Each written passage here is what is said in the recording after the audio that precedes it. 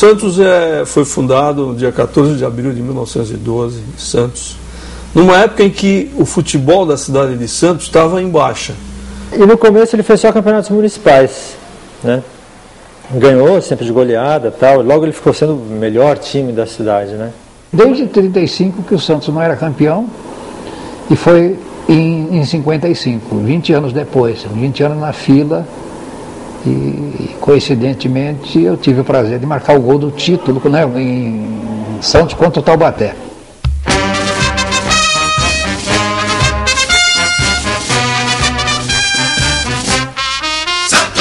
Santos, gol! Bom, é um time feito com muitos juvenis, né? Então, Del Vecchio e Pepe, por exemplo, que jogavam ali em São Vicente e tal, foram trazidos para o time. Pepe era meio esquerda no começo, mas aí, por forças das circunstâncias, acabou indo para a ponta esquerda, né? Era difícil jogar com 10 ali e tal. Não só pelo Pelé, mas antes também tinha, sei lá, Vasconcelos. Não dava para, mesmo sendo um craque, ele teve que ir para a ponta esquerda, onde se deu muito bem. Foi provavelmente o ponto esquerdo que mais marcou gols na história do futebol mundial, né?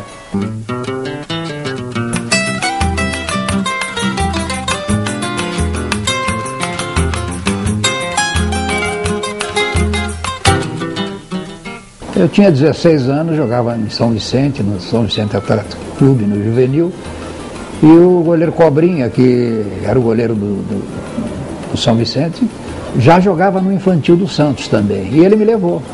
Ele levou para fazer um teste, e logo no primeiro teste na Vila Belmiro eu fui bem, fiz um gol, agradei, e quando terminou o treino, o Salu, que era o treinador das equipes infantis do Santos, inclusive ele trabalhava numa casa funerária em Santos, Casa Rosário, às vezes ele deixava o carro de defunto lá esperando e ia dar o treino. Mas eu devo muito ao Salu por ele ter gostado do meu futebol. No Pepe é especialíssimo, né? O Pepe passou todas as fases do Santos. E para um ponto esquerdo fazer quase 500 gols é um recorde importantíssimo. Mais até que o milésimo do Romário ou de outros, que ele é ponto esquerdo. Olha, o Pepe só jogou no Santos a vida toda, não vestiu outra camisa. O Pepe, e um outro detalhe, era um ponta rápido, chutava bem, ou seja, sempre perigoso. Então sofria muitas faltas violentas, nunca revidou, nunca foi expulso de campo. Na época existia o prêmio Belfort Duarte para o atleta que nunca tinha sido expulso de campo. O Pepe ganhou esse prêmio. Como jogador eu nunca fui expulso. Foi 750 jogos no Santos, 40 na seleção brasileira, acho que 17 na seleção paulista. Um total de quase 800 e poucas partidas, né? E nunca fui expulso. Na época não tinha cartão amarelo nem vermelho, simplesmente o árbitro chegava para mim, rua, punha para fora. Rua, tá fora. Mas para mim ele nunca porque eu me portava bem, eu procurava ser disciplinado, eu conseguia às vezes arrumar alguns pênaltis para o Santos, mesmo fazendo um teatrozinho, mas não reclamava com o árbitro.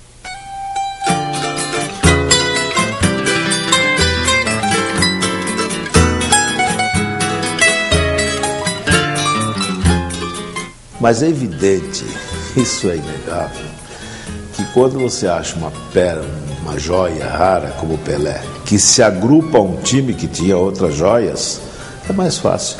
São as coincidências do esporte. Você às vezes tem 10 bons jogadores, mas falta aquela figura. O Pelé chegou ao Santos trazido pelo Valdemar de Brito. Esse Valdemar de Brito foi um craque, jogou no São Paulo, jogou na seleção brasileira. O pai do Pelé também tinha sido um craque, o Dondinho, um ótimo cabeceador. Só que quando o Dondinho estreou no Atlético Mineiro, no dia da estreia quebrou a perna e parou de jogar. Conseguiu um emprego público em Três Corações e se mudou para lá. Eu conto a história, falo um pouco do Dondinho, porque o Pelé foi muito influenciado pelos dois, o Dondinho e o Valdemar de Brito. Essa história que você não aprende nada no futebol é uma balela. O Pelé aprendeu muita coisa com os dois, principalmente no cabeceio e chutar também com a esquerda. Ele chegou no final de 56, mas não jogou nenhum jogo, não. Ele 57 é que ele começou a deslanchar, principalmente quando nós fizemos um combinado Santos e Vasco. Nós jogamos contra Belenenses, um time da Iugoslávia, e o Flamengo. E o Pelé, os jogos foram no Maracanã, um foi no Pacaembu, e aí ele começou a mostrar o futebol dele, explodiu o seu futebol.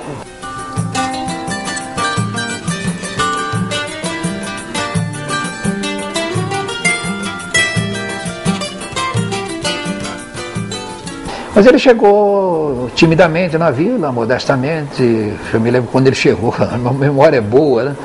Ele chegou com um terno azul marinho, com um jornal, o Mundo Esportivo daquela época, que era muito lido. No bolso de trás tinha feito uma calça comprida para vir para Santos, né? E eu me lembro muito bem da chegada dele, assim, não vou dizer que eu ia adivinhar que ele ia ser o maior jogador do mundo, né? Mas gostei do aspecto dele, tinha cara de boleiro, sim, tinha cara de jogador. E corpo, já era musculoso, já era forte. O Santos pensou em se desfazer do Pelé, porque o titular da meia esquerda do Santos era o Vasconcelos, que era um craque meio boêmio, gostava de uma bebidinha, gostava de uma gandaia, mas era um craque, tinha jogado na seleção e tudo. E com o Vasconcelos no time, o Santos não teria como manter o Pelé. O Santos tentou uma troca do Pelé com o jogador do Bangu, do Vasco, não deu certo, o Pelé acabou ficando. E numa partida entre Santos e São Paulo, num lance, dizem acidental, o Mauro Ramos de Oliveira, que era do São Paulo, quebrou a perna do Vasconcelos. Ou Vasco, como os jogadores do Santos e o próprio Pelé o chamavam. E com esse problema com o Vasconcelos, o Pelé teve chance no time de cima, estreou contra o Corinthians de Santo André, né? E logo de cara fez o seu primeiro gol. Eu ficava no campo só acompanhando o Pelé, esquecia até era até sacanagem com os outros jogadores. Porque era muito Pelé e você sendo criança, mais Pelé ainda. Como a geração agora, numa comparação sem sentido, assim, mas só para ilustrar isso, como a geração que viu o Robinho, era Robinho e Diego, então se centra muito, e eu acho que criança mais ainda, num ídolo ali, num cara. Então eu ficava como uma câmera que acompanhava só Pelé em campo, eu ficava o tempo inteiro, às vezes que eu ficava procurando ele o tempo inteiro dentro de campo. Essa assim, a imagem mais forte que eu tinha de torcedor.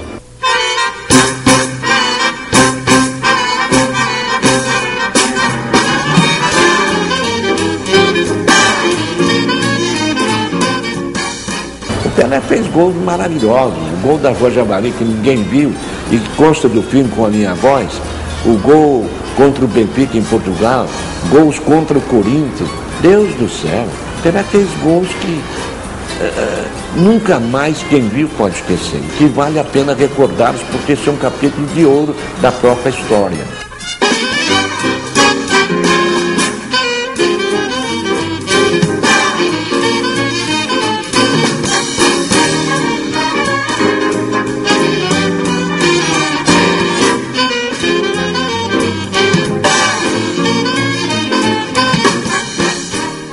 Ele nasceu, o Grande Santos ali, com muitos juvenis e alguns caras pescados de pequenos times, né? Então, o Zito, por exemplo, veio do interior de São Paulo, o Mengalvio veio do sul, né? E aí o Pelé viria ali de Bauru também. Então teve uma grande pesca, né, de jogadores, jogadores baratos ainda, no começo. Depois o Santos começou a comprar jogadores caros mesmo, né? Mauro, que tinha sido campeão mundial, tal, Gilmar, que veio do Corinthians, né? O Gilmar chega em 61 brigado com o Corinthians. O Gilmar tem uma história triste, eu acho que o Gilmar gostava muito do Corinthians, só que ele saiu magoado com o Corinthians, porque primeiro no jogo com a Portuguesa insinuaram que ele tinha sido vendido. Depois insinuaram que o Gilmar estava machucado, quer dizer, que ele não estava machucado, que ele fingia que estava machucado. Até que num treino ele saiu com fortes dores do braço, foi fazer os exames médicos e ele tinha um rompimento de um tendão há meses. Isso devia doer barbaridade. E o Corinthians nunca havia tratado, o médico do Corinthians dizia que não era nada.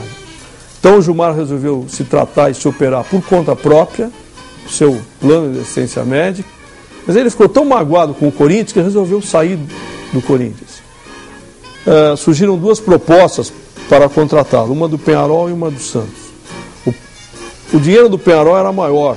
O Gilmar não foi para o Peñarol porque o Corinthians iria ganhar dinheiro também se ele fosse.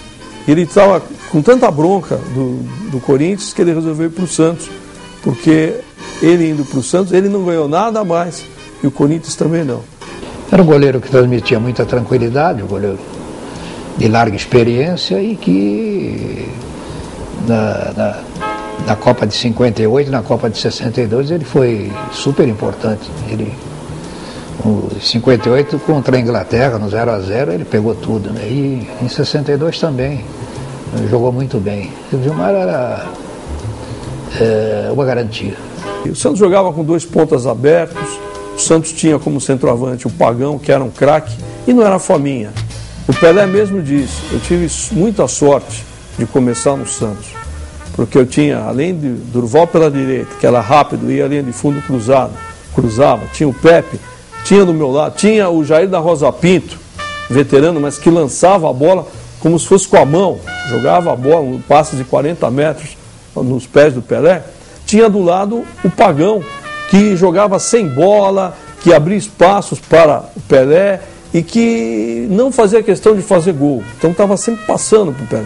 Pagão foi um jogador excelente, muito técnico também, rápido, muito dribles rápidos, mas não se conformava em ficar na reserva aqui e tal.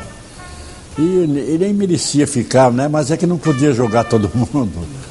Então ele preferiu ir para o São Paulo, né? Mas foi um grande craque, um grande jogador também.